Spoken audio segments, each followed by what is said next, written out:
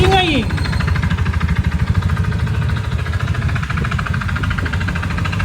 Oh my gulay.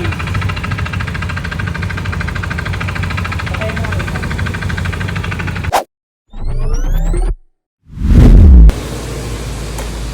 Helicopter, helicopter.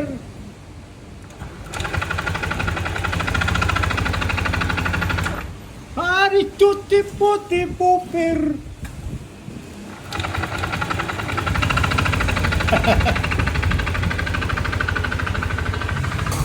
Yan, so bali ang gagawin natin dito is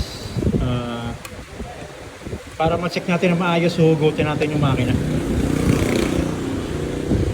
Yan, so hindi natin nakita yung sira sa block tsaka sa head. Okay lahat ng bearing, rocker arm, tsaka yung block, walang gas-gas.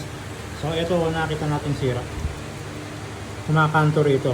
Pagka mag-check kayo ng crank, tatanggalin nyo yung magneto kasi kumaano yun, may resistance yun. Hindi nyo mararamdaman kung may kumakanto rito sa pin niya or wala. So ito meron. Ayan o. Hindi lang kasi mararamdaman sa video to. Pero sira yung pin niya, tsaka sigurado pin, tsaka pin bearing niya, sira. Pati connecting rod dyan, palit. Pero ang gagawin na natin dyan, papalitan na natin yung buong crank. Yeah. So bibiyakin na natin to, palitan na natin ng crank. Nililinisin tong shell. Alright.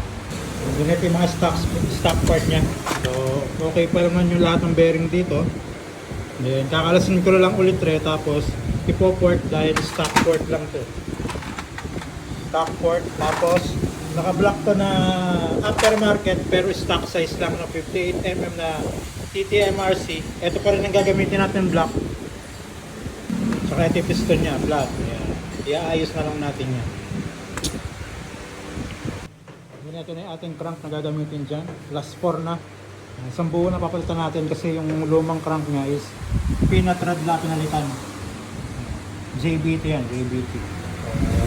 Dito na tayo sa sigurado. Buong crank na palitan.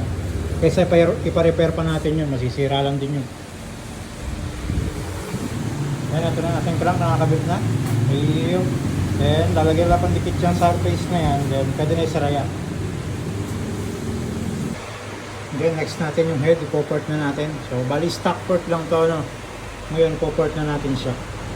Intake, tsaka exhaust.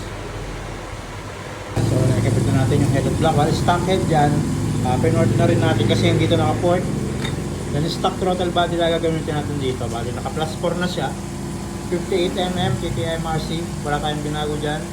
Nagpalitan tayo ng valve spring na medyo mas malambot. Sobrang tigas kasi nung nakakabit dito. Then cam, yun pa din. Cam gear, yun pa din. Tanggalin natin ito. Yeah, it's alive. Alright. Silent thing. No lagatik shit.